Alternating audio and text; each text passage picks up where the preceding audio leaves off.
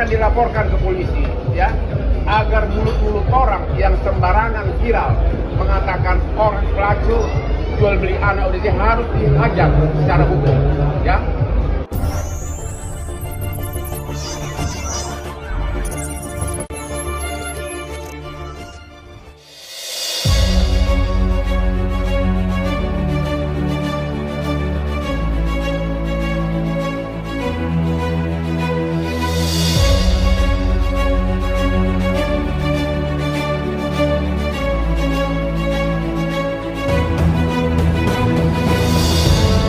Pemirsa, konflik donasi Agus Salim ini makin panjang.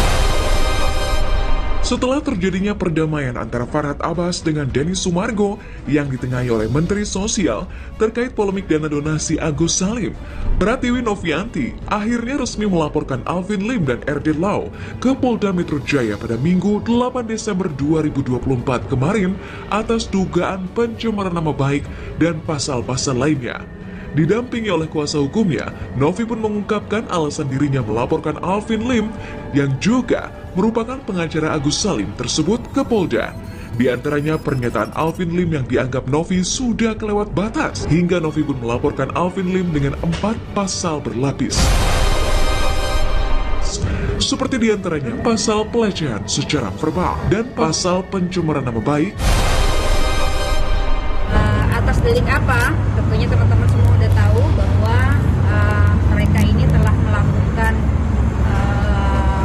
pencemaran nama baik yang pertama, selanjutnya merendahkan harkat dan martabat perempuan, terus juga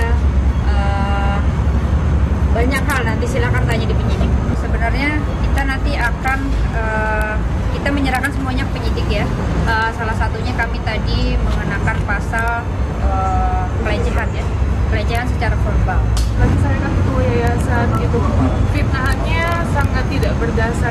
Efeknya satu yang paling parah, efeknya adalah kena anak saya. Anak saya jadi ditanya, apa sih pekerjaan mama kamu? Apa sih artinya kamu? Gitu, jadi sedih banget. Perselisihan yang terjadi atas kasus donasi Agus Salim memang berakhir dengan banyaknya laporan-laporan kepolisian, salah satunya antara Novi dengan Alvin Lim. Alhamdulillah sudah lega, kita ikuti prosesnya ini ya. Jadi ada langkah selanjutnya mungkin setelah sini aku melapor kemana posisi siapa? Selanjutnya. Baik teman-teman, terima kasih ya teman-teman sudah hadir pada hari ini. Hari ini kedatangan Teh Novi untuk membuat pengaduan di Komnas Perempuan, di mana seperti teman-teman saksikan, banyak kemudian yang menyampaikan statement yang kemudian memojokkan harkat martabat sebagai perempuan ya. Kami berharap ini tidak terjadi lagi, baik itu kepada Teh Novi maupun kepada perempuan-perempuan Indonesia. Bagaimana kemudian seorang oknum advokat dalam hal ini inisial AL ya, sangat meragukan kemampuan seorang perempuan untuk berdiri teguh gitu di kakinya sendiri, sehingga mereka kemudian menyampaikan bahwa dengan lantangnya ya, menyampaikan pekerjaan-pekerjaan yang tidak pantas ya. Sudah tahu kan kasus Agus Agus Sedih, dan belakangan ini di medsos dia dituduh sebagai germo, apalagi pelacur, apalagi jual beli anak ODJ, narkoba, itu sudah pencemaran nama baik. Dan kamu ngapain? Kenapa?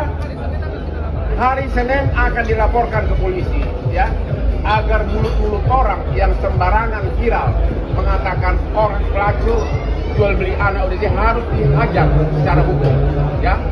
Seperti mulut itu si botak yang sudah jadi terdakwa, itu juga karena proses hukum sedang berjalan. Novi akan segera buat laporan polisi, ya. Ini ada Konglo Pak Hamka di sini yang juga akan bantu. Benar nggak Pak Hamka? Pemilik jalan tol, kita bantu damaiin. Kita bantu damaiin, tapi kalau mulutnya nggak bisa dijaga, harus dilaporkan polisi. Benar nggak Novi? Novi akan melakukan tindakan lapor polisi kepada orang yang menuduh dia germo jual beli anak ODJ. Apa? Sama apa lagi? Aduh, ngaca dirimu dulu siapa yang dulu itu, oke? Mantap. Pasti ribut. Apa-apa sini.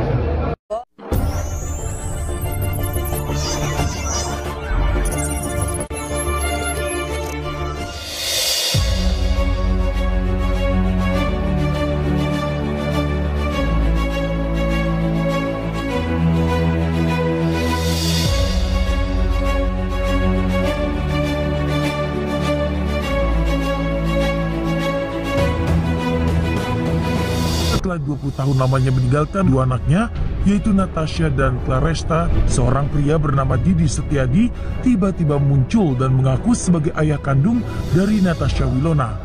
Pria yang menyebut dirinya Abah itu mengaku ingin meminta maaf kepada anaknya. Keinginan kuat saya adalah hanya bertemu dengan kedua anak saya aja. Tidak ada motif lain. Sebenarnya saya memberanikan diri. Kerinduan itu sudah menurut saya sampai pada puncaknya. Saya tidak ketemu dengan anak saya sudah 20 tahun. Saya berusaha selama ini menenangkan diri saya dengan melihat melalui media sosial aja. Selain ingin meminta maaf kepada Natasha Wilona, Didi Setiadi juga ingin berterima kasih kepada ibunda Natasha Wilona, yaitu Teresia, karena telah merawat anaknya dengan baik hingga sesukses sekarang. Dia menyebut tidak ada maksud lain karena dirinya merindukan anak-anaknya dan ingin bertemu. Diceritakan bahwa Didi Setiadi pernah melakukan upaya untuk bisa bertemu dengan anak-anaknya, yang sayangnya hal itu tidak kesampaian lantaran tidak bisa menghubungi mereka. Lantas bagaimana dengan tanggapan Natasha Wilona? Benarkah ia telah memaafkan sang ayah dan bersedia untuk bertemu? Kalau sama udah pisah dari aku kecil.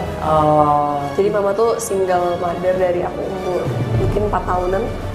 Sama papa sekarang gimana?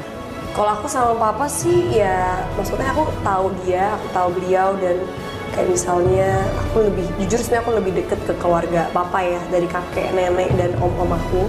Cuma ya emang mereka udah tidak mempunyai hubungan lagi aja. Jadi ya namanya anak yang ikut aja lah. Sebenarnya berhubungan yang bener-bener kayak anak sama bapak tuh nggak terlalu sedetail itu sih. Maksudnya udah yang kayak lebih, aku menghormati dia, aku menghargai dia, cuma ya udah sebatas itu. Maksudnya nggak yang bener-bener kayak aku sama mama kan mungkin all the time berkabar and anything. Kalau ini nggak kayak gitu. Ini bener-bener lost contact atau masih ada kontak-kontak dikit? Dari umur 4 tahun sih, dari umur 4 tahun kan, mungkin anakku masih kecil banget, jadi aku juga nggak bisa mengkontak ya. Aku mengetahui bahwa dia udah punya keluarga lain, dan aku ngerti juga bahwa nggak semua lelaki bisa membagi itu kan. Maksudnya oh ini dengan mantan istri dan anak-anaknya, oh ini dengan keluarga barunya semua. Jadi ya aku pun juga nggak menuntut untuk harusnya ada dong waktu kita atau gimana. Jadi ya udah, aku kayak mengalir aja gitu, kayak ya udah aku mendoakan yang terbaik buat beliau. Begitu juga kayak mamaku selalu bilang ke aku untuk tidak boleh punya perasaan yang nggak baik juga ke orang. Jadi ya udah, ikhlasin aja. Sementara itu, Natasha Wilona menghabiskan masa kecilnya di rumah yang sederhana, beratap kayu dan memprihatinkan. Bahkan saat itu, keluarganya menghadapi kesulitan ekonomi. Dan Willow pun merasa bangga dengan perjuangan sang ibu untuk menghidupi anak-anaknya. Willow pun tumbuh menjadi semakin cantik dan sukses. Dia pun sering tampil di layar kaca sehingga tampaknya sang ayah bisa mengenalnya.